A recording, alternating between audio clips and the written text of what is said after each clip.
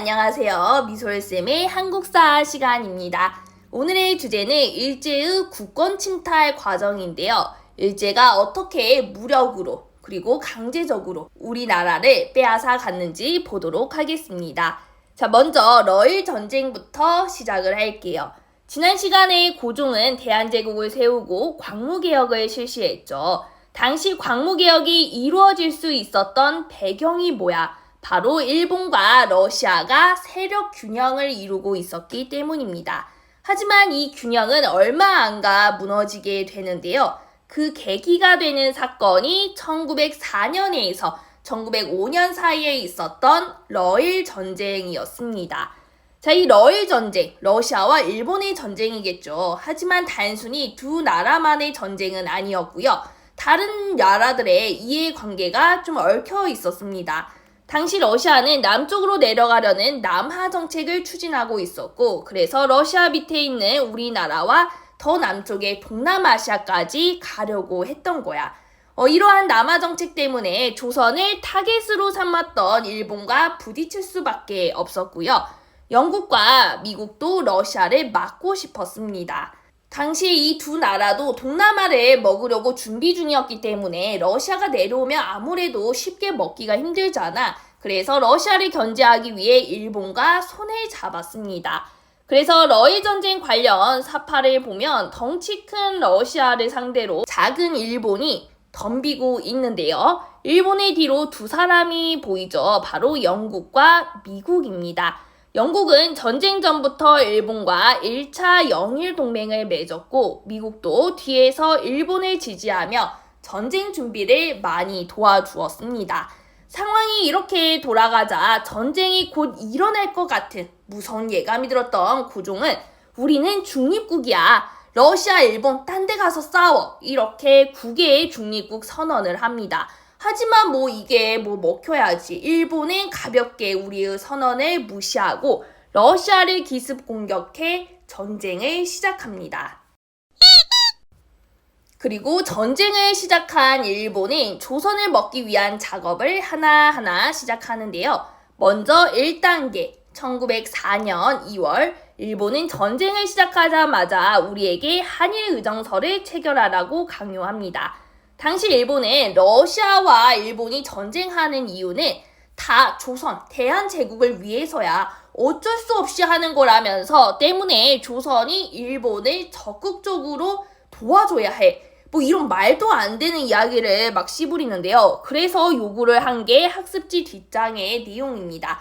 한일의정서 4조를 보면 맨 끝에 전략상 필요한 지점을 수시로 이용할 수 있다. 자, 이 부분 보이죠? 이게 핵심이에요. 일본과 러시아가 싸우는데 군사적, 전략적으로 필요한 땅이 있다면 그거 일본이 마음대로 사용하겠다는 거예요. 예를 들어 전쟁에 필요한 건물을 지을 거야. 근데 거기가 니네 집이네? 그럼 어떡해? 그냥 너네 집 밀어버리고 건물을 짓겠다는 거예요. 갑자기 내 집이 없어지는 거야. 이렇게 군사적으로 사용할 땅, 군용지를 요구한 것이 한일의정서였습니다. 당연히 우리는 이거 하기 싫겠죠. 하지만 일본의 강요로 체결이 됩니다. 그리고 전쟁에서 러시아가 자꾸 밀려. 그러자 일본은 8월에 또 조약을 내밉니다. 바로 1차 한일협약인데요. 아직 끝난 건 아니지만 전쟁에서 이길 것 같으니까 우리나라를 식민지로 만들려고 미리 작업에 들어갔던 거야. 그래서 시작한 것이 고문 정치예요. 자, 그럼 여기서 고문이라고 하는 건 뭘까요? 두들겨 패는 그런 고문 아니고요. 뭔가 일이 있을 때 도움을 주는 일종의 컨설턴트야. 하지만 사실은 내정 간섭이었어요.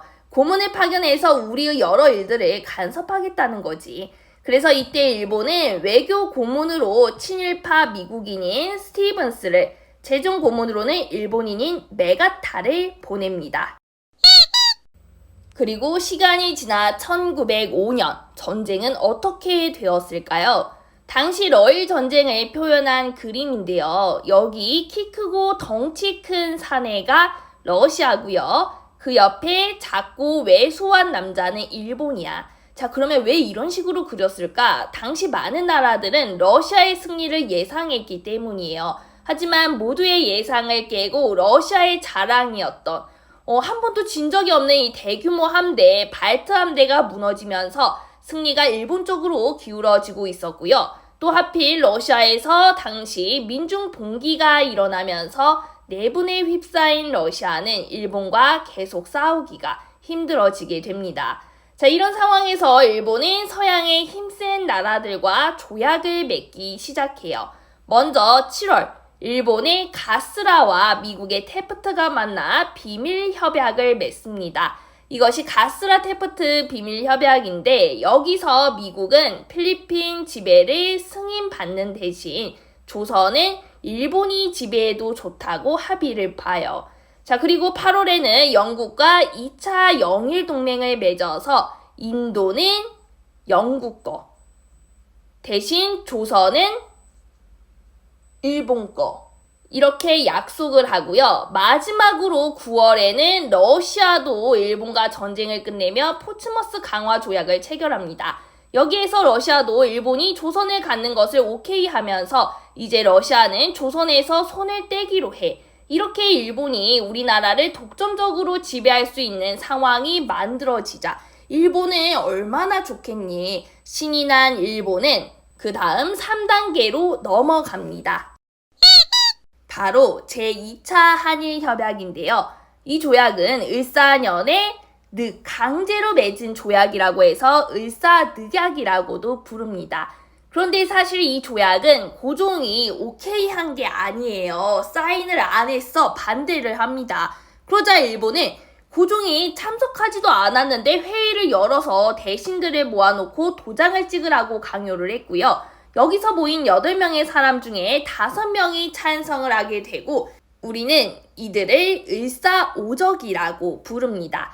그래서 이때 체결된 조약 사진을 보면 굉장히 허점투성이에요. 일단 맨 앞장에 조약의 명칭이 있어야 할 곳이 비어 있습니다. 명칭조차 없는 제대로 된 조약이 아니었고요. 맨 뒷장에는 황제인 고종의 도장이 또 없어. 고종이 사인한 게 아니야. 자, 그러면 누가 도장을 찍었냐? 여기 보면 외부 대신 박재순이라고 쓰여 있어요. 즉 고종의 허락도 없이 당시 외교를 담당했던 박재순이 지 마음대로 사인을 한 거지. 더욱이 조약이 인정이 되려면 당시에는 황제가 비준을 해야 하는데 그것도 한 적이 없어. 그렇기 때문에 이것은 제대로 된 조약이 아닌 거죠. 자, 그러면 일본이 이렇게 억지를 부려서 강제로 체결해서 얻고자 했던 것은 뭐였는지 학습지 뒷장의 내용을 볼게요. 2조를 보면 한국 정부는 일본의 중개를 거치지 않고서는 조약이나 약속을 맺을 수가 없다. 뭐야 지금 우리의 외교권을 빼앗은 거지. 자, 그리고 그 다음 3조를 보면 일본은 한 명의 통감을 두고 이 사람은 외교에 관한 사항을 관리한대. 즉 외교를 총괄하기 위해 통감이 온다는 거야. 통감 정치가 실시되었고요. 이때 통감으로 온 사람이 그 유명한 이토 히로부미였습니다. 자, 여러분 오늘 내용 중에 가장 중요한 것이 바로 이 을사늑약의 내용이에요. 핵심은 대한제국의 외교권 박탈이고요. 두 번째는 통감 정치를 시작하면서 내정을 간섭했다는 겁니다. 특히나 이 외교권 박탈이라는 것은 거의 나라 망한 거나 다름이 없는 거야. 굉장히 큰 권한을 빼앗긴 거고요. 이에 고종은 을사늑약의 무효를 알리기 위해 애를 씁니다. 먼저 을사늑약이 강제로 체결되기 바로 직전에 미국의 도움을 요청하는데요. 바로 친한파 미국인인 헐버트를 특사로 보낸 거야. 하지만 이 헐버트를 미국의 대통령은 끝까지 만나주지 않았습니다. 그러던 중 1907년 네덜란드 헤이그에서 만국 평화회의가 열린다는 소식을 듣게 돼요. 여기에 수많은 나라들이 모일 예정이야. 그래서 고종은 헤이그에 특사를 보내기로 합니다. 이때 이준, 이상설, 이휘종 이렇게 세 분이 헤이그에 가서 을사늑약의 부당함을 얘기하려고 했었는데요. 일본의 방해로 회의장에 들어가 보지도 못해. 일본이 외교권 없는 나라는 참여할 수 없다면서 막았거든.